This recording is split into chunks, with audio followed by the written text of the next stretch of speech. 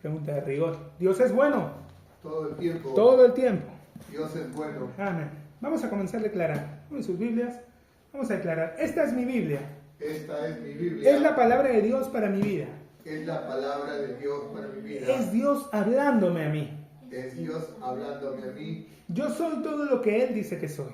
Yo soy todo lo que Él dice que soy. Tengo todo lo que Él dice que tengo. Tengo todo lo que Él dice que tengo. Puedo hacer todo lo que Él dice que puedo hacer. Puedo hacer todo lo que Él dice que puedo hacer. Yo soy la justicia de Dios en Cristo.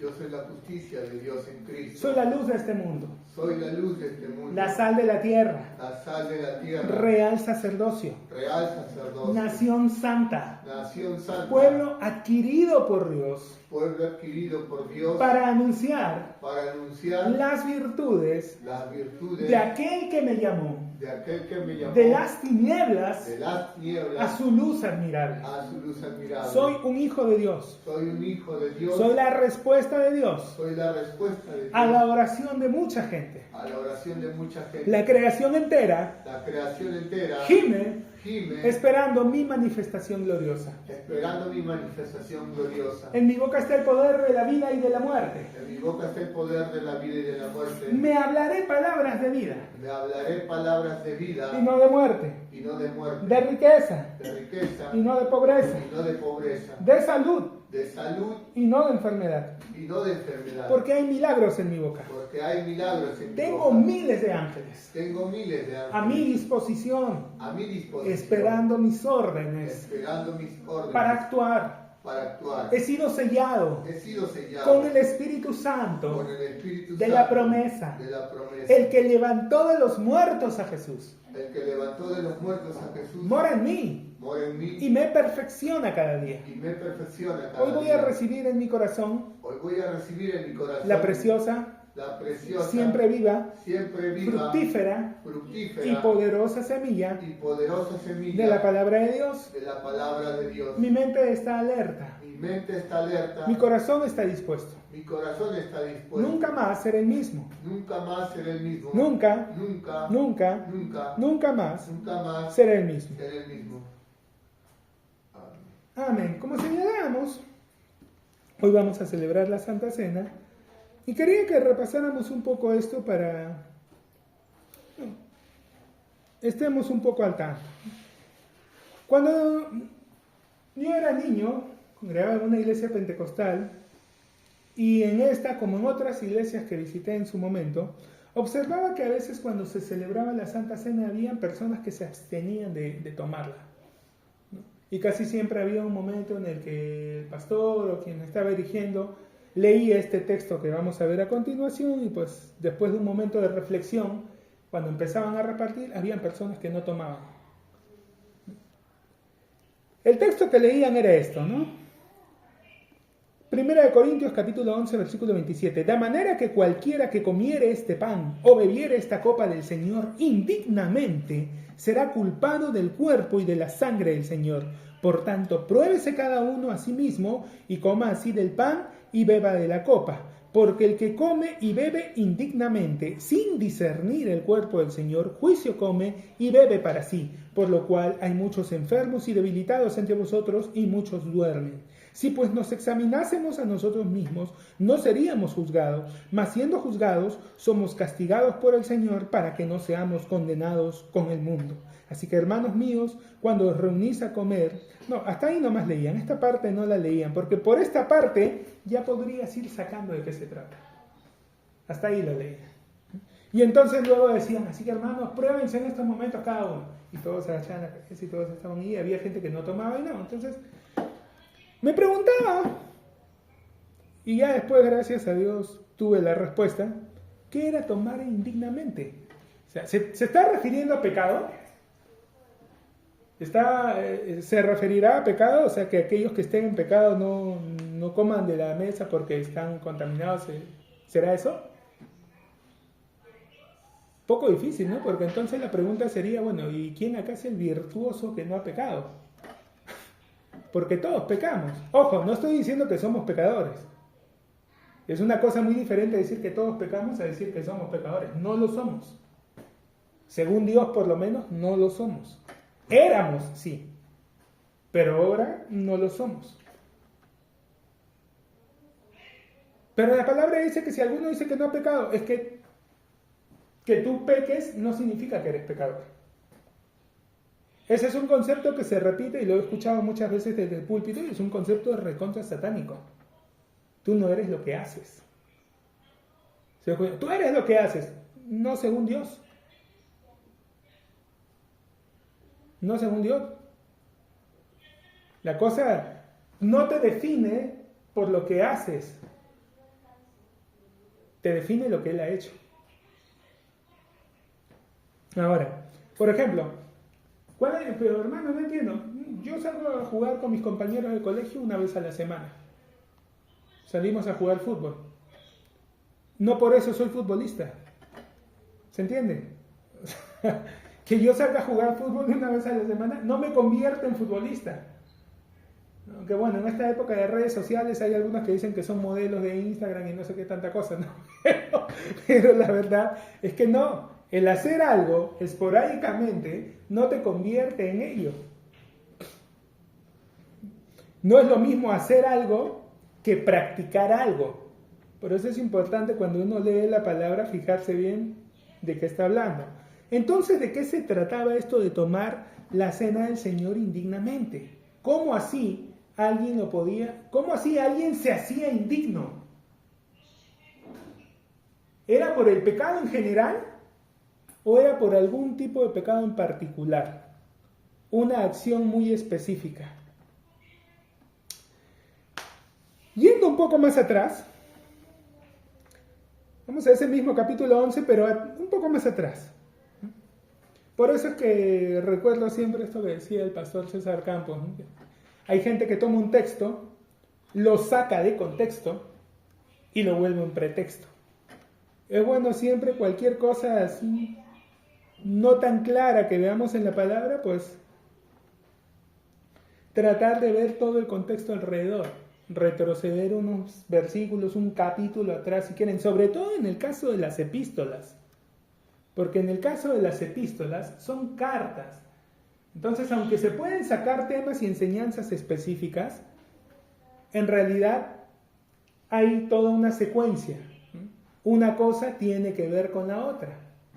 Entonces, no podemos interpretar aisladamente una parte sin considerar todo lo que se ha hablado alrededor, todo lo que antecedía y lo que va luego a seguir a continuación de lo que leemos.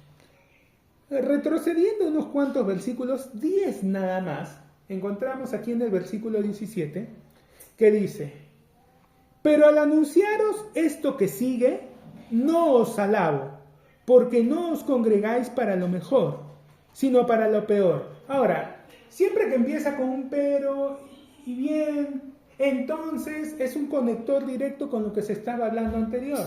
Antes de eso vemos que les estaba hablando acerca del atavío de las mujeres. Juzgad vosotros mismos, vamos al verso 13, es propio que la mujer ore a Dios sin cubrirse la cabeza, en la naturaleza misma no os enseña que al varón le es deshonroso dejarse crecer el cabello, por el contrario, a la mujer dejarse crecer el cabello le es honroso, porque en lugar de velo le es dado el cabello. Con todo esto, si alguno quiere ser contencioso, nosotros no tenemos tal costumbre ni las iglesias del Señor. Este era un consejo que Pablo estaba dando, pero dice, esto no es para pelear. Esto es algo que yo les estoy dando, este es mi parecer. Os alabo, hermanos, porque os acordáis de mí y retenéis las instrucciones tal como os las entregué. Quiero que sepáis que Cristo es la cabeza de todo varón. Y aquí empieza a dar todo esto y al final dice, bueno, con todo esto, después de esta explicación, al final, esto no es para pelear. El que quiera lo toma y el que no, bueno. Y continúa, ¿no? Pero al anunciaros esto que sigue, no os alabo. Esto sí, ya no estaba sujeto a criterio. Esto que continúa ya no era algo que, bueno, si quieren lo toman, si no, no. No, esto sí iba directamente de parte de Dios para la gente.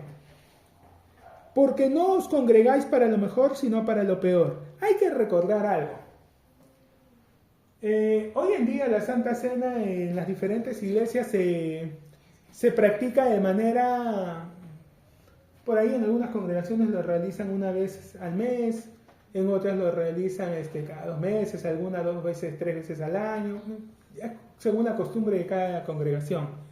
Pero en el principio, la iglesia del libro de los Hechos, de la que tan enamorada están muchos hermanos, ellos lo realizaban cada primer día de la semana. O sea, cada domingo, dentro del servicio, celebraban la Santa Cena. Y ahora, la Santa Cena que celebraban en ese entonces era muy diferente a la Santa Cena que celebramos hoy en día. Ellos, el antecedente que tenían de la Santa Cena era la cena que tuvo Jesús con sus discípulos, que fue una cena pascual. Que Jesús celebró una cena de Pascua con ellos un día antes, porque al día siguiente moría. Así que un día antes se reúne y celebra. Y la cena de Pascua nosotros tenemos ahí en el libro de Éxodo señalado cómo tenían que celebrarla. Sacrificaban un cordero y tenían que comerse todo el cordero. Si en la familia eran muy pocos como para acabarse el cordero, se juntaban con otra familia y entre 2 o 3, según la cantidad de personas, pero se lo tenían que acabar, no tenía que quedar nada. Si no eran suficientes, no, se juntaban más, pero se tenían que terminar eso. Y acompañaban al cordero con hierbas amargas y se preparaban los panes sin levadura y también bebían vino. Ojo, vino, no jugo de uvas. Otro detalle para las congregaciones, y acá con el mismo texto de la palabra les voy a probar de que era vino y no jugo de uvas. Algunos hermanos dicen, no, es jugo de uvas porque el alcohol es... No, hermanos, la Biblia prohíbe embriagarse, no prohíbe beber. Y el alcohol, para procesar ciertos alimentos, entre ellos la carne, es necesario. El alcohol ayuda a digerir, a deshacer más rápidamente la carne. En ese entonces se reunían de esa forma. La Santa Cena era una cena de Pascua, era una cena, no solo era el pan y el vino, sino todo lo demás, como lo vamos a ver a continuación. Pues en primer lugar, cuando os reunís como iglesia, oigo que hay entre vosotros divisiones, y en parte lo creo. Porque es preciso que entre vosotros hayan disensiones, para que se hagan manifiestos entre vosotros los que son aprobados. ¿Qué está diciendo Pablo? Es preciso que hayan estas cosas. Luego entonces la iglesia no va a ser el jardín de los Teletubbies, hermano, donde todo es abacho, becho, y todos se llevan bien, y todos se gustan, y todo. No. No puede ser así. Pablo dice, es preciso que hayan disensiones. Tienen que haber diferencias. Porque se tratan de personas que piensan diferentes, que han sido criados diferentes, con personalidades diferentes. Entonces en algún momento puede haber diferencia. El detalle es no permitir que esto nos lleve a la ira o al enojo. Hay que saber lidiar con las diferencias. No frustrarnos porque mi hermano piensa distinto, siente distinto. No. El cuerpo de Cristo, así como el cuerpo de una persona, es diferente. Y según la posición de cada hijo de Dios va a ser diferente. Ya hablamos alguna vez, ¿no? Es muy diferente un hueso a un músculo. Un hueso es rígido, es duro, un músculo es flexible, es blando, pero ambos son necesarios. Si todo el cuerpo fuera solamente un esqueleto, no nos podríamos mover. Si todo el cuerpo fueran solamente músculos, no habría cómo sostenerse. Cada parte es necesaria. Cada parte, cada miembro aporta algo. Esto, la palabra lo explica claramente. Si todos fuéramos orejas, ¿dónde está la boca? Si todos fuéramos manos, ¿dónde está el pie? Todo es necesario, todo cumple una función. Entonces aquí está diciendo, es preciso que entre vosotros hayan disensiones para que se haga manifiesto entre vosotros los que son aprobados. O sea, ya hay un punto de diferencia, hay un punto de desacuerdo, de debate. Ok. Esto no tiene por qué distanciarnos. No tiene por qué enemistarnos. El respeto, perfectamente se pueden llevar las diferencias. Pero continúa. Es preciso que entre vosotros hayan disensiones para que se hagan manifiesto entre vosotros los que son aprobados. Cuando pues os reunís vosotros, esto no es comer la cena del Señor. Porque al comer, cada uno se adelanta a tomar su propia cena, y uno tiene hambre y otro se embriaga. Pues ¿qué? ¿No tenéis casas en que comáis y bebáis? ¿O menospreciáis la iglesia de Dios y avergonzáis a los que no tienen nada? ¿Qué os diré? ¿Os alabaré? En esto no os alabo. ¿Qué pasaba? Que como en toda familia, cuando hay una reunión, están los que llegan temprano, están los que ponen más, están los que ponen poquito, están los que no ponen nada, están los que llegan desde temprano a hacer las cosas y ayudar, y están los que llegan a última hora cuando ya todo está servido. Que no es raro que quien llega a última hora cuando ya todo está servido sea también el que no puso nada. Y entonces se generaba un conflicto, porque mientras estaban hermanos desde temprano preparando y alistando todo, tenían que esperar hasta que lleguen los otros hermanos, y algunos, no, ¿por qué tenemos que estar esperando? Entonces iban, tomaban su parte y empezaban a comer. Ya les dije que no era solo pan y vino, un cordero que se estaban comiendo, o varios según el número de creyentes, y entonces empezaban a comer y empezaban a beber, y aquí está la evidencia de que esto no era jugo, se embriagaban. Uno no se embriaga con jugo, pues.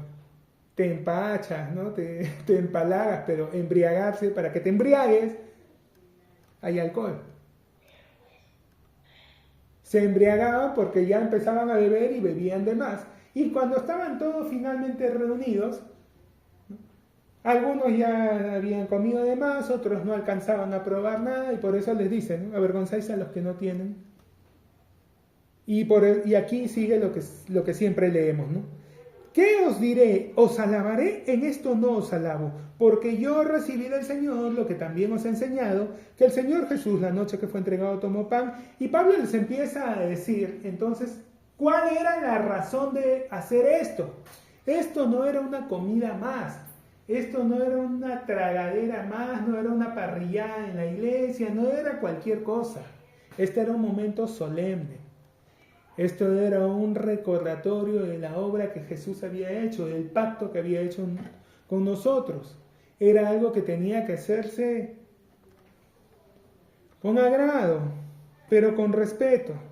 Y habiendo dado gracias, lo partió y dijo, tomad, comed, esto es mi cuerpo que por vosotros es partido, hacer esto en memoria de mí. Asimismo tomó también la copa, después de haber cenado, diciendo, esta copa es el nuevo pacto en mi sangre, hacer esto todas las veces que la bebierais en memoria de mí. Así pues todas las veces que comierais este pan y bebierais esta copa, la muerte del Señor anunciáis hasta que Él venga.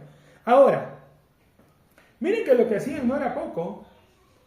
O sea, habían tomado la cena, la Santa Cena, un momento solemne, un momento de intimidad con Dios, como cualquier comida, como cualquier tragadera, y se estaban menospreciando entre ellos.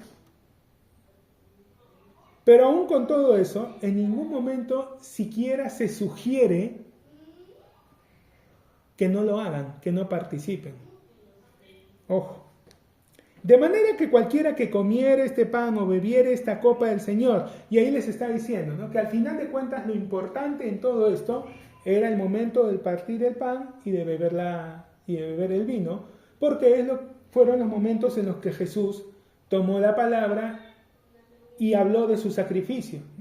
Ahora, ojo, el cordero de por sí, el cordero de Pascua ya es una enseñanza poderosa, porque sabemos que estaba apuntando a lo que Jesús iba a hacer, y su sangre con la que se pintaban los dinteles y evitaba que entre la muerte a esa casa y se llevara el primogénito, pues apuntaba a lo que Jesús iba a hacer después con su sacrificio y todo. Si bien ya el cordero tenía un mensaje poderoso, cuando Jesús se reunió con sus discípulos en aquella ocasión, el énfasis los puso sobre el pan como semejanza de su cuerpo y sobre la copa como semejanza de su sangre. Y que esos eran los instantes a los que se les debía tomar más atención. De manera que cualquiera que comiera este pan o bebiera esta copa del Señor indignamente, será culpado del cuerpo y de la sangre del Señor. Entonces, ¿a qué se refería cuando decía tomarla indignamente? A tomarla como una comida cualquiera. la pregunta del millón, ¿hoy será posible que de la forma en que se practica en la mayoría de iglesias, alguien incurra en la misma falla en que estaban incurriendo los corintios? Bien complicado, ¿no? Hoy no hacemos una santa cena como hacían entonces. Hoy es un momento en el que las personas están más o menos claras. Además, nadie va a matar el hambre, con un pedacito de pan que le dan para participar de la ceremonia, ni se va a embriagar con un poquito de vino. Bien complicado. Eso era algo que hoy es muy difícil de repetirse porque el escenario no es igual. Era una falta que ellos estaban cometiendo porque la forma en que lo hacían era muy diferente a la que se hace hoy en día. Y es más, incluso si se tratara de alguien que está cometiendo un error así, miren lo que dice. Por tanto, pruébese cada uno a sí mismo, y continúa diciendo, y coma así del pan y beba de la copa. En ningún momento Pablo le sugiere de que alguien se abstenga de participar. ¿Por qué? Tiene que ver una frase que Jesús dijo, ahí la buscan, el que no come mi carne y no bebe mi sangre, no es digno de mí. Cuando la sirofenicia se acercó a Jesús, pidiéndole por la sanidad de su hija, ¿recuerdan? Hijo de David, ten misericordia de mí, Jesús. Siguió. Hijo de David, Jesús, bótala, los discípulos, bótala, nos molesta. Y viene y se pone delante, ¿no? Señor, mi hija está gravemente enferma. No está bien tomar el pan de la mesa y darlo a los perros. ¿Qué es lo que ella le estaba pidiendo? ¿Qué le estaba pidiendo puntualmente? Sanidad. ¿Qué figura usó Jesús para referirse a lo que ella le estaba pidiendo? Era el pan. Era el pan de los hijos. Este es mi cuerpo que por vosotros es partido. Isaías nos va a decir que por su llaga fuimos nosotros curados. Él es el pan que descendió del cielo. Él es nuestro maná. Y en ningún momento quiere que dejemos de participar de ese privilegio que tenemos como hijos suyos. De nuevo, que alguien tome indignamente significaría que alguien caiga en el mismo error que cayeron los corintios, y eso es prácticamente imposible el día de hoy. Porque, bueno, yo por lo menos no sé que en alguna iglesia estén celebrando hoy en día la Santa Cena como la celebraban hace 2000 años. ¿No? En la mayoría de iglesias que he ido es muy similar. Una copa de vino, un trozo de pan, una galleta, algo, y ya está.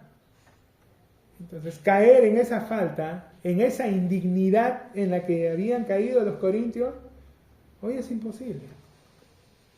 Ahora, otra razón más para tomarla. Si por tomarla de esa manera, si por hacerla como si fuera algo común, como una comida más, los había llevado a ellos, ¿no? Por no tener una expectativa diferente. Recordemos que el justo vive por fe, y la fe es la certeza de lo que se espera, la convicción de lo que no se ve. Cuando ellos estaban participando de la mesa, pero de esa manera, tomándolo como una comida más y apurándose a comer y a tomar antes que lleguen los otros que nunca traen nada y estén en esas cosas, si por hacerlo de esa manera equivocada tenían consecuencias, hoy, que el 99.99999% de personas en la iglesia, al momento de la Santa Cena, tienen claro de que no es que, por fin vamos a comer, no, sino que tienen claro de que es un momento, de que es una ceremonia, de que es algo solemne, de que no es que, ya pues, tenía hambre, no, sino que es un momento de adoración, un momento de recordar lo que Jesús hizo. La mayoría, aunque todavía no tenga todo el entendimiento de su obra en la cruz, casi nadie lo tiene, lo vamos aprendiendo y vamos creciendo en eso día a día, pero ya el solo hecho de disponerse, de entender de que es un momento con Dios, va a tener un beneficio. O sea, si hacerlo mal tenía un castigo, hacerlo bien tiene un galardón, tiene un premio, tiene una bendición, y Dios no quiere que nos perdamos eso. Por eso es que Pablo les dice, pruébese cada uno y coma. No les dice pruébese cada uno y si está en falta, no lo hagan porque después se pueden morir. No les dice eso. Dice pruébese y coma. Coma. No se priven. No se priven nunca de participar de la mesa del Señor. El que no come mi carne y no bebe mi sangre, no es digno de mí. Al momento que celebramos la Santa Cena, al momento que tomamos el pan y el vino, estamos recordando, así pues todas las veces que comieres este pan y bebieres esta copa, la muerte del Señor anunciáis hasta que Él venga. Estamos declarando delante de todo ser espiritual, delante de Dios Padre, delante de sus ángeles, delante de demonios, delante de Satanás, delante de nosotros mismos, que hemos sido sellados por su sangre, que hemos sido comprados por su sangre, que su cuerpo fue ofrecido por nosotros. Estamos recordando una vez más el pacto que Él hizo. ¿Cómo es esto, hermano? Es como cuando hacen una renovación de votos. O sea, ya están casados, ¿sí? No necesitan hacer una ceremonia para aprobarlo, ¿no? ¿Pero por qué lo hacen? Porque hacerlo públicamente ayuda a anunciar que ese amor, ese pacto que hicieron sigue vigente. Nosotros anunciamos de que el pacto que Él hizo con nosotros sigue vigente, que fue sellado con la sangre de su Hijo, y recibimos las bendiciones de ese pacto.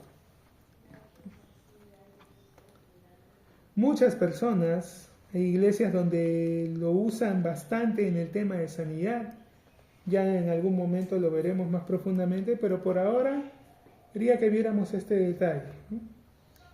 ¿De qué se trata cuando dice indignamente? Para que nadie se abstenga en algún momento de participar.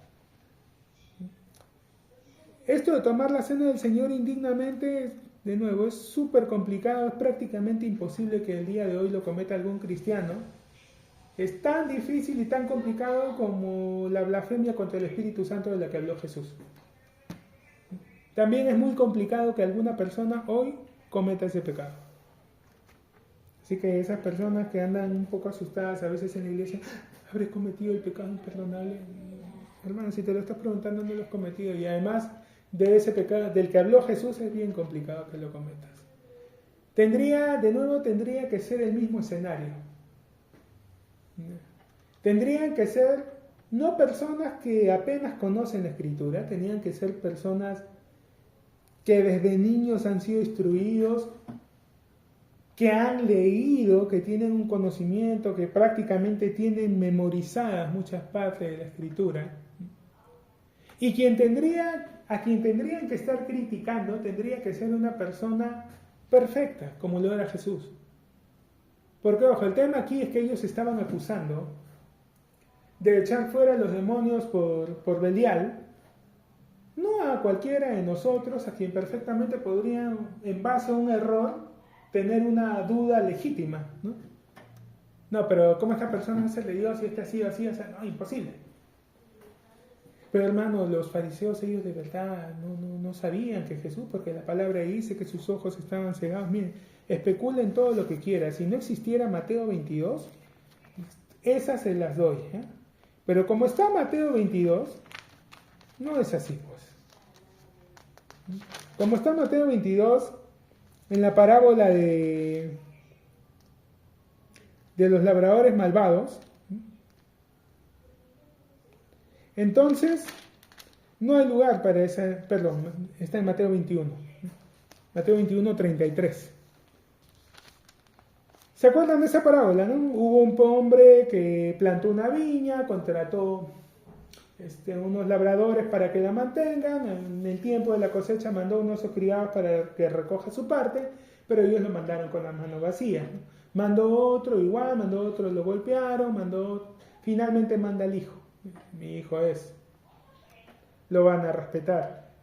Dice, mas ellos, viéndole venir, dijeron, he aquí el que ha de heredar, matémosle para quedarnos con todo.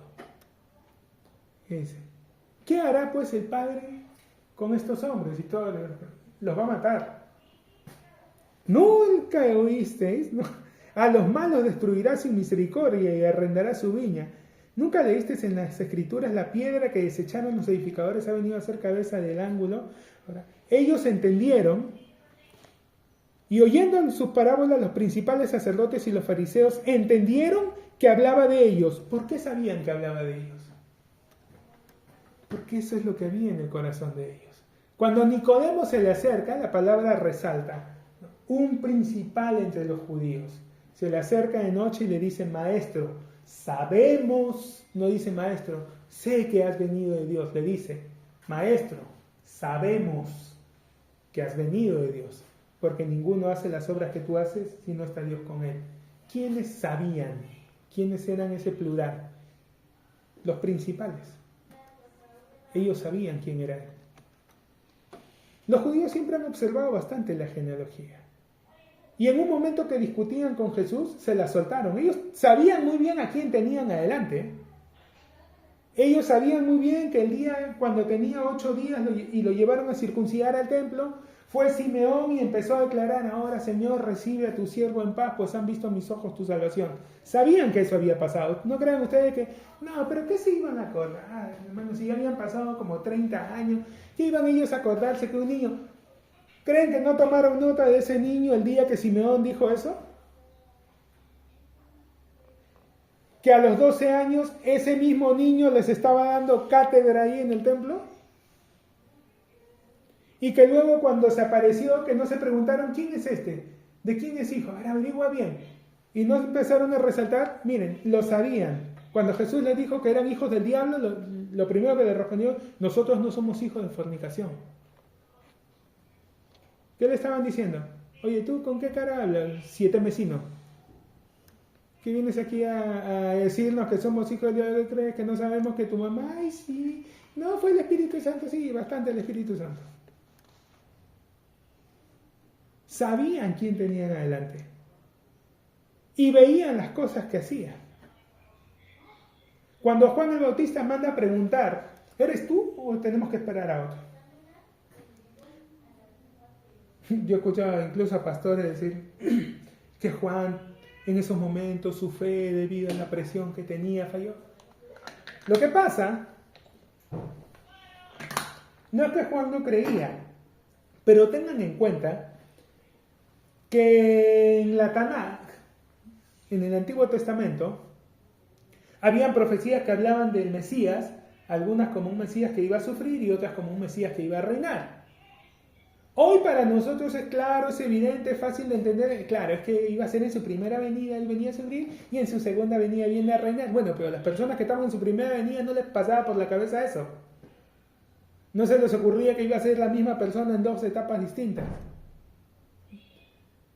Así que una de las interpretaciones que ellos tenían acerca de esa contrariedad en las profecías es que tal vez se iba a tratar de 2.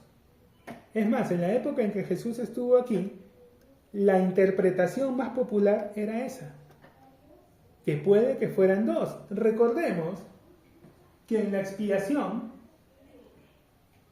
se tomaban dos animales, ¿no? 2 cabritos, y sobre uno se ponía la mano y se le mandaba hacia el desierto y el otro era sacrificado.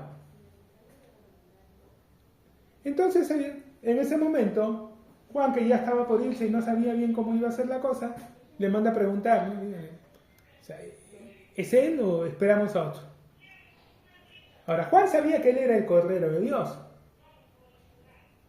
Este es el Cordero de Dios que quita el pecado del mundo, ¿no? Él mismo lo dijo. ¿Qué es lo que estaba preguntando? Si él también era el que iba a hacer las cosas. Por eso es que Jesús les dice a los discípulos, díganle a Juan que los ciegos ven, los sordos oyen, los cojos caminan y a los pobres es anunciado el Evangelio. Y ellos van y se lo dicen. ¿Por qué no le dijo sí o no? ¿De qué estaba hablando Jesús? De ese pasaje de la Escritura que él mismo había leído en la sinagoga, ¿no? El Espíritu del Señor está sobre mí, porque me ha ungido para dar buenas nuevas a los pobres, libertad a los cautivos, vista a los ciegos, a predicar el año agradable del Señor, y cerró el rollo. Pero ojo, ahí no terminaba el pasaje. Ese pasaje continuaba, Jesús paró allí, pero ese pasaje seguía. A predicar el año agradable del Señor, el día de la venganza de nuestro Dios. ¿Por qué no lo leyó? Porque esa parte no la iba a hacer en ese tiempo. Porque el día de la venganza iba a ser para su segunda venida. Ese día todavía no se iba a llevar. Y por eso cuando Juan pregunta, le manda esa respuesta. Ellos sabían quién era él. Lo sabían. Y no dijeron, no le atribuyeron su poder a demonios porque no entendían, porque sus ojos estaban cegados. Lo hicieron por pura y cochina envidia. Que hoy también hay muchos hermanos que pueden hablar sandeces de otros hombres de Dios por envidia, sí. Pero a su favor tienen que estos hombres de Dios de los que están hablando no son perfectos, Juan. Jesús sí era perfecto. Y quienes estaban hablando de él no eran distraídos creyentes que tenían un entendimiento a medias, que por ahí por cuestión de cultura no tenían muy claro ciertas cosas. No. Como pasa el día de hoy. Hoy muchos creyentes a veces tienen interpretaciones un poquito diferentes porque no conocen bien el contexto, la cultura. Si no conocen bien la palabra, menos todavía dentro del marco en que se hablaron las cosas. Pero en ese momento quienes estaban diciendo esto sí tenían ese entendimiento, sí sabían muy bien todas estas cosas y sí se daban cuenta que quien tenían adelante perfectamente podía ser el Mesías, solo que no les dio la gana de soltar el poder que tenían. Simplemente fue eso. Hoy cometer ese pecado es muy complicado. Pero hermano, la palabra dice que vendrán muchos en aquel día y me dirán, no hicimos milagros en tu nombre, no hicimos señales. ¿Quiénes dirán apartados de mí? Sí, les dirá, apartados de mí, malditos, nunca los conocí. No les dice me olvidé de ustedes, no dice que perdieron su salvación, les dice nunca los conocí. De todos los que me diste, va a decir ahí en Juan cuando ora por sus discípulos, de las ovejas que tú me diste, ninguna he perdido, solamente uno se perdió, el hijo de perdición. Hay quienes creen de que Judas perdió su salvación. No, Judas no perdió su salvación. Judas nunca fue salvo. Pero si él anduvo con ellos, claro, él anduvo con ellos. Y no solo eso, no solo anduvo. Cuando Jesús los mandó, también fue cuando los envió a que fueran, a que pusieran manos sobre los enfermos y se sanaran. Él fue. Cuando regresaron, ¿recuerdan lo que le dijeron? Maestro, aún los demonios se nos someten en tu nombre. ¿Qué les respondió? No os gocéis de que los demonios se sometan, sino de que vuestros nombres estén escritos en el libro de la vida. No es que Jesús les estaba pinchando la llanta, sino que ya estaba diciendo, uno de ahí no estaba escrito. No perdió su salvación, nunca fue salvo. Y hay mucha gente así también. Yo de repente estaré en esa... Si te lo estás preguntando, no, hermano. O sea, el solo hecho que te lo preguntes ya es una evidencia bastante clara de que no. Pero bueno, y ahí nos vamos a ir mucho a otro tema. Entonces, vamos a participar ahora de la Santa Cena.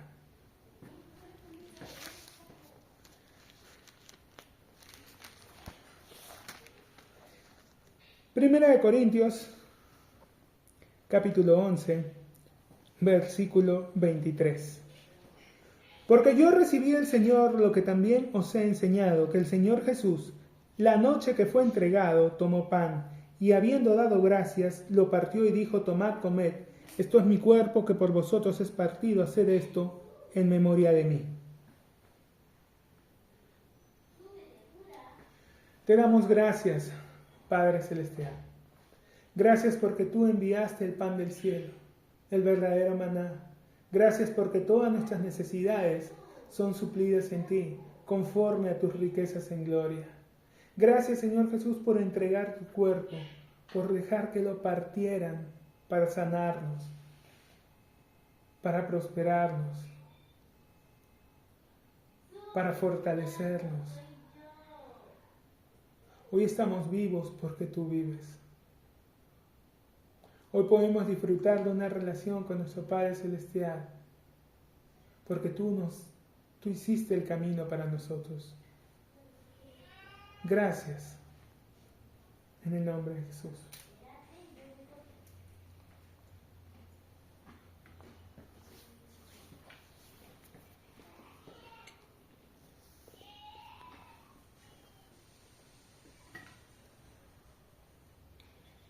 Asimismo tomó también la copa después de haber cenado, diciendo: esta copa es el nuevo pacto en mi sangre. Haced esto todas las veces que la bebiereis en memoria de mí. Gracias por tu sangre derramada, Señor Jesús, que pagó el precio de nuestras vidas. Fuimos comprados a un alto precio. Por ello sabemos que nadie nos arrebatará de tu mano, que no hay posibilidad alguna de que la obra perfecta que tú hiciste sea invalidada, porque fue sellada con tu sangre, con tu preciosa sangre. Hoy estamos vivos. Hoy podemos acercarnos confiadamente al trono de gracia y obtener gracia y oportuno socorro para nuestras almas, por lo que tú hiciste por nosotros. Gracias por interceder siempre, por ser nuestro sumo sacerdote, nuestro gran sumo sacerdote. Gracias en el nombre de Jesús.